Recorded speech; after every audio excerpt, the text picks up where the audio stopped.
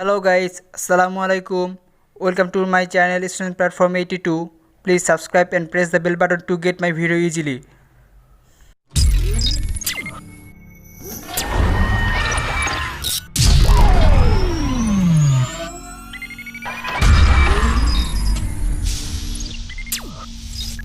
আজকে আমাদের আলোচ্য বিষয় হচ্ছে পরমাণুর শক্তি স্তরে ইলেকট্রন বিন্যাস। বোরের মডেলে যে শক্তি স্তরের কথা বলা হয়েছে তাকে প্রধান শক্তি স্তর বলা হয়। প্রতিটি প্রধান শক্তি স্তরের সর্বোচ্চ ইলেকট্রন ধারণ ক্ষমতা 2n স্কয়ার, যেখানে n এর মান 1, 2, 3, 4 ইত্যাদি হবে। এখন n এর মান যদি আমরা জানি যদি 1 হয় তাহলে তা কে সেল, অর্থাৎ কে সেলে ইলেকট্রন ধারণ ক্ষমতা হবে 2n square equal to 2 into 1 square, কারণ আমরা জানি কে সেলের জন্য n এর মান 1 আর ইলেকট্রন ধারণ ক্ষমতার সূত্র হচ্ছে 2n স্কয়ার।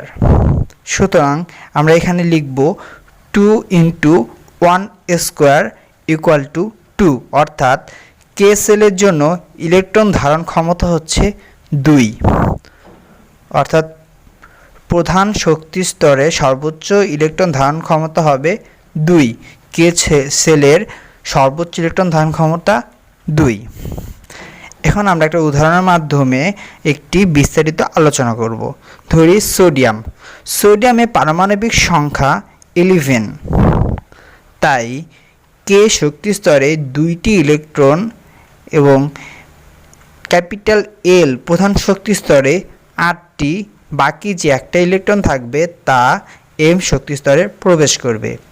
এখন সকলের মনে প্রশ্ন আসছে যে কে সেলে যদি 2টি প্রবেশ করে এল সেলে কেন 8টি ইলেকট্রন প্রবেশ করবে? এটাকেও ওই আগের নিয়মে মানে প্রধান শক্তি স্তরে সর্বোচ্চ ইলেকট্রন ধারণ ক্ষমতা নিয়মে যদি ফালাই, এল এর জন্য এন এর মান আসবে 2, অর্থাৎ ক্যাপিটাল এল এর জন্য প্রধান শক্তি স্তরে এন এর মান আসবে 2।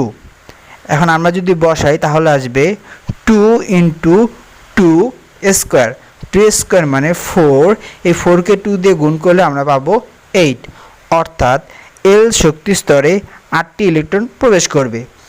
তাহলে আমাদের ইলেকট্রন শেষ হলো 8 আর কে সেলে 2টা 10টা ইলেকট্রন শেষ হওয়ার পরেও সোডিয়ামের আর একটা ইলেকট্রন অতিরিক্ত রয়েছে। এই ইলেকট্রনটা তাহলে যাবে এম সেলে। এম সেলে মানে তৃতীয় শক্তি স্তরে আমাদের ইলেকট্রন প্রবেশ করতে পারে 2 ইন্টু 3 স্কয়ার, অর্থাৎ 18টি ইলেকট্রন ধারণ করতে পারে। তার ভিতরে আমরা সোডিয়ামের একটি ইলেকট্রন সেখানে দিব। ইলেকট্রন বিন্যাস ভালোভাবে খেয়াল করলে দেখতে পারা যায় যে হাইড্রোজেন থেকে আর্গন পর্যন্ত এই 18টি মৌল প্রধান শক্তি স্তরে ইলেকট্রন বিন্যাসের পদ্ধতিটা সুন্দরভাবে মেনে চলে, কিন্তু আমরা দেখি যে ব্যতিক্রম দেখা যায় যখন পটাশিয়ামের ইলেকট্রন বিন্যাসটা আমরা করতে যাই।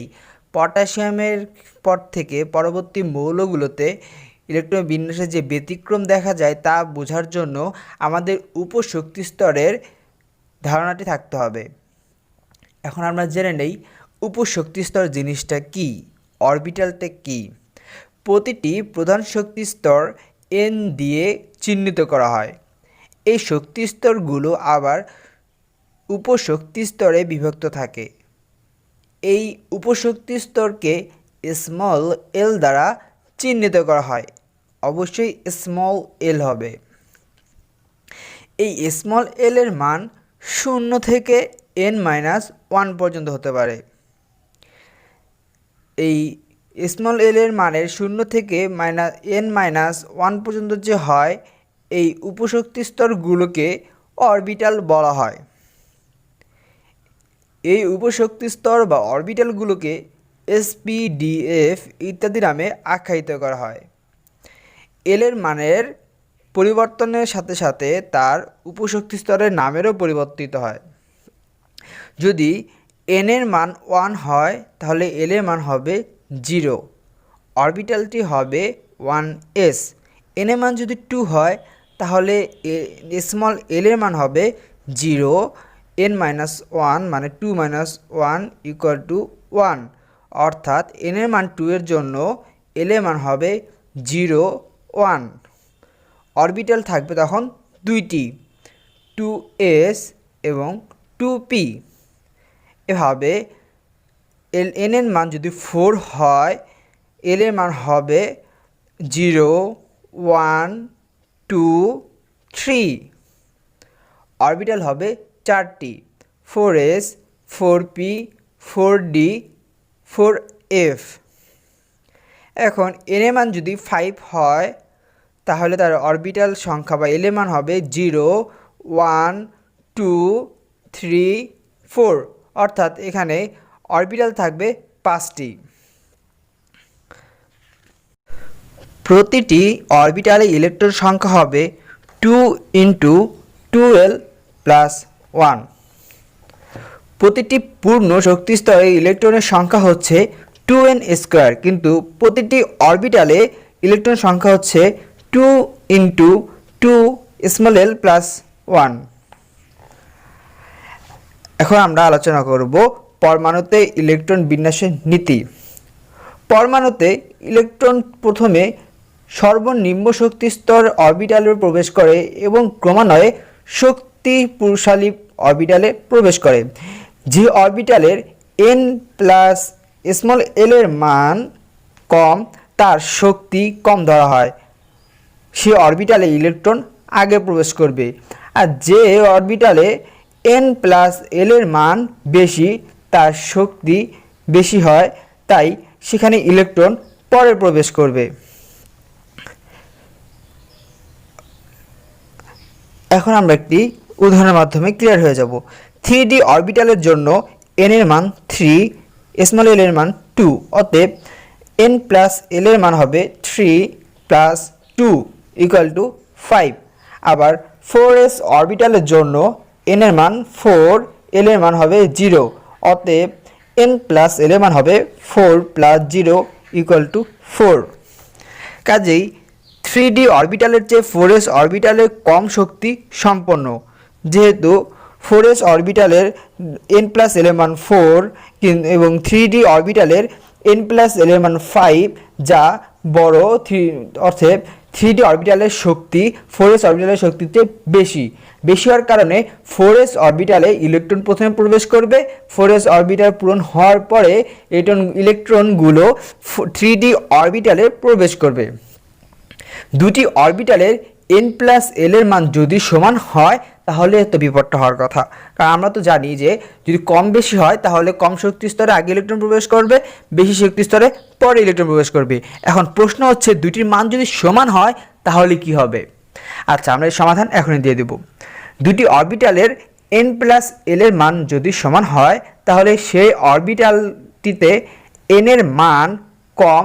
যে অরবিটালে n প্লাস l এর মান দুইটা যদি সমান হয়, ইকুয়াল হয়, তাহলে যার n এর মান কম, মানে যে অরবিটালে n এর মান কম সেই অরবিটাল কম শক্তিশালী হবে এবং সেই অরবিটালে ইলেকট্রন আগে প্রবেশ করবে। অপরদিকে সমান n প্লাস 1 এর মানের জন্য যে অরবিটালে n এর মান বেশি সেই অরবিটালে শক্তি বেশি হওয়ায় ইলেকট্রন সেই অরবিটালে পরে প্রবেশ করবে। অর্থাৎ n প্লাস l এর মান যদি সেম হয় তখন n এর মানের উপর নির্ভর করবে ইলেকট্রনটি কোথায় আগে প্রবেশ করবে। যে অরবিটালে n এর মান থাকবে তখন কম, তখন ইলেকট্রনটি তাতে আগে প্রবেশ করবে, দেন অন্যতে যাবে। এই ইলেকট্রন বিন্যাসের মানে অরবিটালের ভিত্তিতে ইলেকট্রন বিন্যাসের একটি ছক, মানে শক্তিক্রম অনুযায়ী একটি ছক করা যায়। এখানে 1s আগে, তারপর 2s, 2p, 3s, 3p, 3d হওয়ার কথা, কিন্তু 3dর চেয়ে 4s এর শক্তি কম হওয়ায় 4s টা হবে 3pর পরেই। 4s, 3d, 4p, 5s এভাবে যেতে থাকবে। যার n প্লাস l এর মান কম তা আগে বসবে, যার n প্লাস l এর মান বেশি তা পরে বসবে। আর n প্লাস l এর মান দুইটা যদি সমান হয় দুই অরবিটালে, তাহলে আমরা কি করব, যার n এর মান কম তাতে আমরা ইলেকট্রন আগে প্রবেশ করাবো। আচ্ছা, এবার আমরা দেখি পটাশিয়ামের ইলেকট্রন বিন্যাসে। পটাশিয়ামের ইলেকট্রন বিন্যাসে হলো K19, 1s2 2s2 2p6 3s2 3p6 4s1। যেহেতু 4s অরবিটালের শক্তি 3d অরবিটালের শক্তির চেয়ে কম, তাই পটাশিয়ামের সর্বশেষ বা 19তম ইলেকট্রনটি 3d অরবিটালে প্রবেশ না করে 4s অরবিটালে প্রবেশ করে। আবার স্ক্যান্ডিয়ামের ক্ষেত্রে আমরা লক্ষ্য করি, স্ক্যান্ডিয়ামের পারমাণবিক সংখ্যা 21, 1s2 2s2 2p6 3s2 3p6 3d1 4s2। 19তম এবং 20তম ইলেকট্রনটি অরবিটাল পূর্ণ করে এবং পরবর্তী উচ্চ শক্তি সম্পন্ন অরবিটালে 3d সর্বশেষ বা 21তম ইলেকট্রনটি প্রবেশ করে। এবার আমরা আসবো একটি ব্যতিক্রম, মানে ইলেকট্রন বিন্যাসের সাধারণ একটি ব্যতিক্রম নিয়ম আছে, ওটা শিখে নেব। একই উপশক্তি স্তরে পি ও ডি এর অরবিটালগুলো অর্ধপূর্ণ বা সম্পূর্ণ হলে সেই ইলেকট্রন বিন্যাস সুস্থিত হয়। অর্থাৎ আমরা জানি পি এবং ডি অরবিটাল অর্ধপূর্ণ অথবা সম্পূর্ণপূর্ণ হলে তা সর্ববেশী সুস্থিত হয়। অর্থাৎ পি অরবিটাল যদি অর্ধপূর্ণ থাকে তাহলে হলো পি অরবিটালের উপরে ইলেকট্রন থাকবে p3, আর যদি সম্পূর্ণ থাকে তাহলে থাকবে p6, আর যদি ডি অরবিটাল অর্ধ থাকে তাহলে d5, অথবা ডি অরবিটাল যদি পূর্ণ থাকে d6 d10। এবার আমরা একটা উদাহরণের মাধ্যমে জেনে নেব। ক্রোমিয়ামের উদাহরণে বলা হয়েছে ক্রোমিয়ামের ইলেকট্রন বিন্যাসে ক্রোমিয়াম 24 পারমাণবিক সংখ্যা 1s2 2s2 2p6 3s2 3p6 এই পর্যন্ত ঠিক রয়েছে। তারপর আমরা সাধারণভাবে আমরা আসতেছে 4s2, যেহেতু 3d র চেয়ে 4s এর শক্তি স্তর কম বা শক্তি কম, সুতরাং আমরা প্রথমে ইলেকট্রন 4s কে পূর্ণ করব, 4s2, তারপর আমরা দিচ্ছি 3d4, তাহলে আমরা 24টি ইলেকট্রন শেষ। কিন্তু এই অর্ধপূর্ণ বা অধিক সুস্থিত করার জন্য আমাদের ডি অরবিটাল যদি অর্ধপূর্ণ করি তাহলে অধিক সুস্থিত হবে ক্রোমিয়ামের, তাই ইলেকট্রন বিন্যাসে 3d5 করে আমরা 4s1 করি। এই 3d অরবিটাল সুস্থিত বা অর্ধপূর্ণ হওয়ার আকাঙ্ক্ষায় 4s অরবিটাল হতে একটি ইলেকট্রন 3d অরবিটালে আসে, ফলে ক্রোমিয়ামের ইলেকট্রন বিন্যাস হয় 1s2 2s2 2p6 3s2 3p6 3d5 এবং 4s1।